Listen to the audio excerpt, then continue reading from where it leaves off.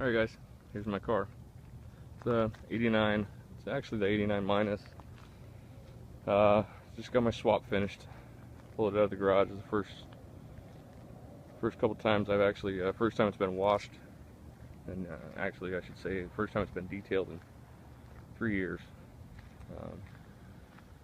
After my third 7M, I finally pulled the plug on a 1JZ. Got sick and tired of dealing with it. I understand the 7M is it's a potent power plant. It was a fun engine while it was running. I had a hell of a mechanic build the last one, real known, Stephen Reedholm. He's the one that built the last 7M, but it wasn't his bad. It's just an old engine, oil drive shaft, oil pump drive shaft bearing retainer, excuse me, failed on it. There's no way that you could have put that together. It's just the inherent issues that come along with the 7M and its old technology is the problems that I was running into. One of them was a bad engine, bad mechanic that I had build it. But onto the new chapter. Here's a 1JZ. The car was spotless before, flawless, absolutely flawless. There was no dings in the paint, but some of the stuff kicking around in my garage for the last 3 years. You can see I got a ding there, and another one up there, and another one right there, and then on my bumper. So I might need to do something about the paint, clean these up, getting it set up. So I put my 3-inch intercooler in. I don't know if you can see it through the sunlight or not, but so it's a 3-inch. It should be a little bit bigger, I think. I'll get into that. I'll show you the rest of that right now. Pop the hood.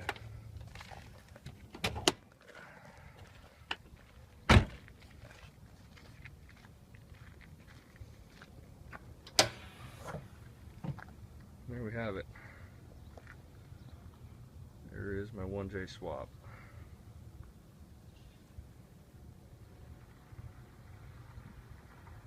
Once again, after I got this engine,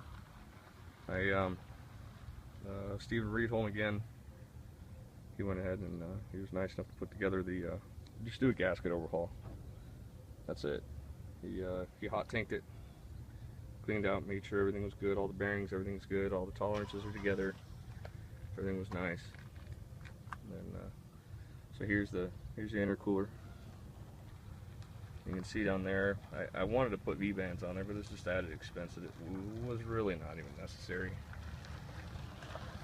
Then comes around, you can't see the intercooler piping there, but then I ran it up into here, ran up through this little gap here, and into the throttle body. And then I welded on my tile Q, just welded that to the throttle body as well. It's a factory 7M power steering reservoir, and really the only performance mods that are done to it are just this cold air intake. I guess that might be a performance mod, but that came with the turbos. Albert Mead, he overhauled the turbos. I actually bought the turbos just a couple thousand miles off his little brother. So they're still the CT12As, but they now have steel impellers, and then everything was also ceramic coated, and the wastegates were machined. Excuse me, the wastegate ports were machined.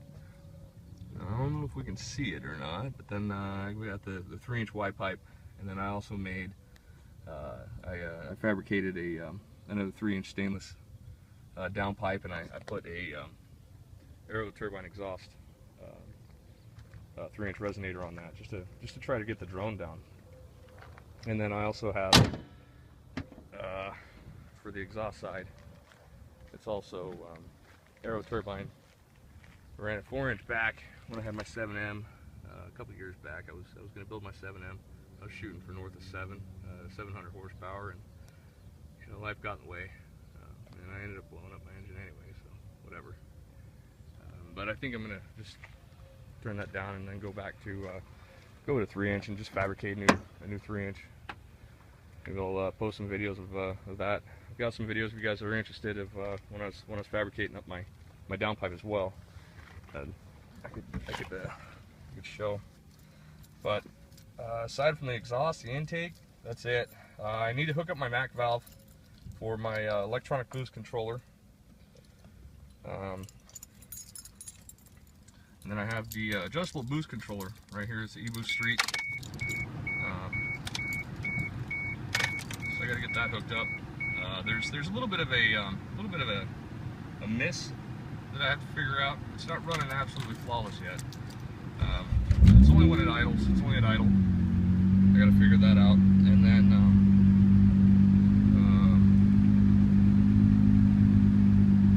that's about it. Once I get that miss figured out, I think it's good to go. Then I have the